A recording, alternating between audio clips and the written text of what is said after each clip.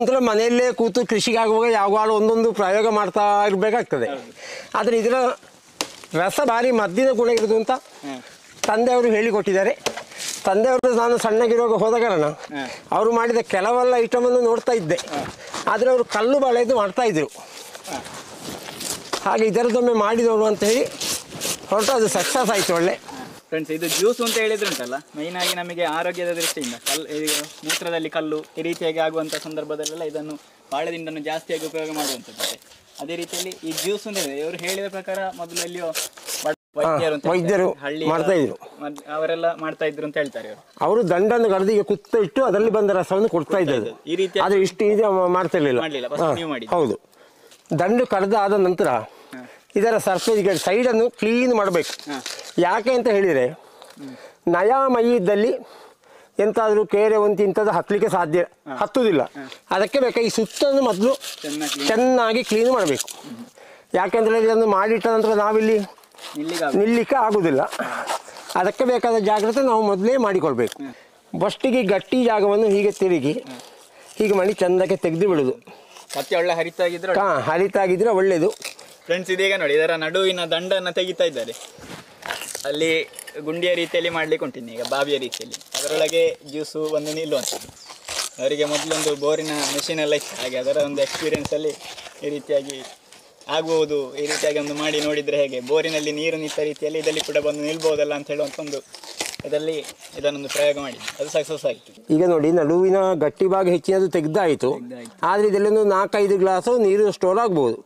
ಈಗ 1.5 ಲೀಟ್ರ್ ನಿಲ್ಲಬೇಕು ಅಂತ ಆದರೆ ನಾವು ನೋಡಿ ಒಳಗಿನ ಒಂದು ಪದರವನ್ನು ಮೆಲ್ಲಗೆ ತೆಗೆದು ಇಡಬೇಕು. ಆಗ ಇದರಲ್ಲಿ ಬಂದ ರಸ ಎರ್ಕಲಿಕ್ಕೆ ಜಾಗ ಆಗ್ತದೆ, ಸ್ಟೋರ್ ಆಗಲಿಕ್ಕೆ. ಅದು ತೆಗೆಯುವಾಗ ಮಾತ್ರ ಈಗ ಜಾಗ್ರತೆಯಲ್ಲಿ ತೆಗಿಬೇಕು. ಸೈಡಿನ ಇದಕ್ಕೆಲ್ಲ ಪೆಟ್ಟಾದರೆ ಆ ನೀರೆಲ್ಲ ಹೋಗಿರ್ತದೆ, ಬೆಳಿಗ್ಗೆ ಆಗುವಾಗ ಇರಲಿಕ್ಕಿಲ್ಲ. ಈಗ ಮಾಡೋದಾದ್ರೆ ಎಷ್ಟೊತ್ತಿಗೆ ಇದು ಜ್ಯೂಸ್ ಅಂತ ಹೇಳಿದ್ರೆ ಇದನ್ನು ನಮಗೆ ರುಚಿಗೆ ಬೇಕಾಗಿ ಮಾಡಿ ಕುಡಿತಿದ್ರೆ ಬೆಳಿಗ್ಗೆ ಮಾಡಿ ಸಂಜೆಯೂ ತೆಗಿಬಹುದು. ಆದರೆ ಮದ್ದಿಗೆ ಬೇಕಾಗಿ ಮಾಡುವುದಿದ್ರೆ ಸಾಯಂಕಾಲದ ಹೊತ್ತಿಗೆ ಮಾಡಬೇಕು. ಹೀಗೆ ತೂತ ಮಾಡಿಟ್ಟು ರಾತ್ರಿ ಇಡೀ ಅದರಲ್ಲಿ ಬೇರಿನಲ್ಲಿ ಬಂದ ನೀರು ಫಿಲ್ಟರ್ ಆಗಿ ಬರುವಾಗೆ ಮಾಡಿದರೆ ಬೆಳಿಗ್ಗೆ ನಾವು ಬರೀ ಹೊಟ್ಟೆಯಲ್ಲಿ ತೆಕ್ಕೊಳ್ಬೇಕದು. ಇದು ಬರೀ ಅದು ಆರೋಗ್ಯಕ್ಕೆ ಸರಿಯಾದ ಎಫೆಕ್ಟ್ ಕೊಡೋದು. ಹಾಗೆ ಮಾಡಿದರೆ ಹೆಚ್ಚಿನ ಬಾಳೆಗೊನೆಯನ್ನು ಕರೆದ್ರೂ ನಾನು ಹಾಳು ಮಾಡಲಿಕ್ಕಿಲ್ಲ. ಹಾಗೆ ನೋಡಿ ಹೀಗಿರೋದು ನಿಮ್ಮ ಆರೋಗ್ಯದ ರಹಸ್ಯ ಇದೆಯಲ್ಲ. ಒಳ್ಳೆ ಮೆಣಸು ಅಂತ ಹೇಳಿ ಕುಟ್ಟಿಟ್ಟದ್ದು ಕಾಳು ಮೆಣಸು ನೋಡಿ. ಇದು ಸ್ವಲ್ಪ ಜೀರಿಗೆ. ಈ ಒಳ್ಳೆ ಮೆಣಸು ಜೀರಿಗೆ ಎಲ್ಲ ಯಾವತ್ತೂ ಆರೋಗ್ಯಕ್ಕೆ ಭಾರಿ ಒಳ್ಳೆಯದು. ನಂತರ ಸಿಹಿ ಆಗಲಿಕ್ಕೆ ಕಲ್ಲು ಸಕ್ಕರೆಯೂ ಹಾಕೋದು, ಬೆಲ್ಲವೂ ಹಾಕೋದು. ಬೆಲ್ಲ ಹಾಕಿದರೆ ಬೇಗ ಹುಳಿ ಬರ್ತದೆ. ಆರೋಗ್ಯದ ಮಟ್ಟಿಗೆ ನಮ್ಮ ಮದ್ದು ಅಂತ ಹೇಳುವಾಗ ಎಲ್ಲ ಕಲ್ಲು ಸಕ್ಕರೆಯಲ್ಲೇ ಮಾಡಬೇಕು.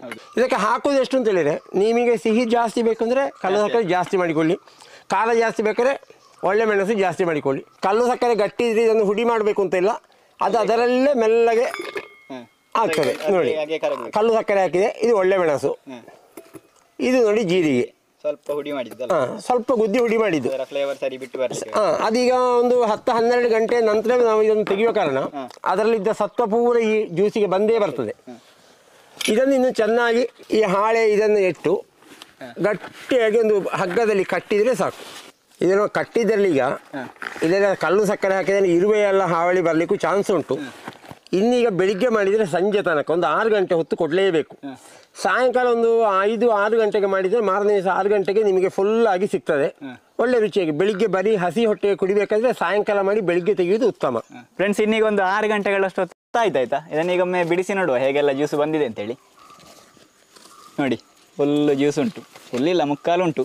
ಅದೀಗ ನಾವು ಬೆಳಗಿನ ಹೊತ್ತಿನಲ್ಲಿ ತೆಗೆದ ಕಾರಣ ಇಷ್ಟಾಗಿದೆ. ಈಗ ರಾತ್ರಿಯಲ್ಲಿ ಹೊತ್ತಿನಲ್ಲಿ ಸಂಜೆ ಹೊತ್ತಿನಲ್ಲಿ ತೆಗೆದಿಟ್ಟು ಬೆಳಿಗ್ಗೆ ತೆಗೆದಾದ್ರೆ ಫುಲ್ ಆಗಿರ್ತದಲ್ಲ, ಮಗುಚಿ ಹೋಗುವ ರೀತಿಯಲ್ಲೆಲ್ಲ ಬರ್ತದೆ. ಈಗ ಒಂದು ಸೌಟಿನಲ್ಲಿ ಇದನ್ನು ತೆಗೆದುಕೊಳ್ಳೋದು ನೋಡಿ, ಫಸ್ಟ್ ಕ್ಲಾಸ್ ಜ್ಯೂಸು.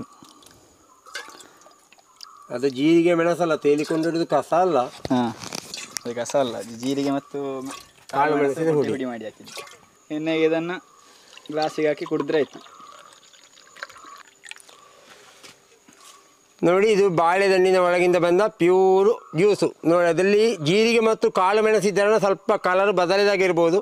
ಕೆಲವು ಬಾಳೆ ಮರದಲ್ಲಿ ವೈಟ್ ಆಗಿ ಬರ್ತದೆ, ಕೆಲವದಲ್ಲಿ ಸ್ವಲ್ಪ ಈ ಕಲರ್. ಅದು ಯಾಕೆ ಅಂತ ನನಗೆ ಗೊತ್ತಿಲ್ಲ, ಜಾತಿ ಬೇರೆ ಬೇರೆ ಇರುವ ಕಾರಣ ಇರ್ಬೋದು. ರುಚಿಯಲ್ಲಿ ಯಾವುದೇ ತೊಂದರೆ ಇಲ್ಲ. ಇದು ಕುಡಿದ್ರೆ ಭಾರಿ ಒಳ್ಳೇದು. ನೀವು ಕುಡಿದು ನೋಡಿ, ನಂತರ ನಾನು ಕುಡಿತೇನೆ.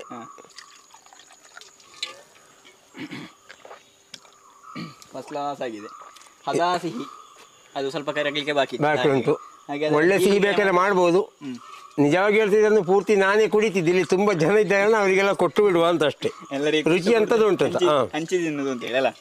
ಸ್ವಲ್ಪ ಜೀರಿಗೆ ಮತ್ತು ಕಾಳು ಮೆಣಸಿನದ್ದು ಒಳ್ಳೆ ಫ್ಲೇವರ್ ಬಂದಿದೆ. ಸ್ವಲ್ಪ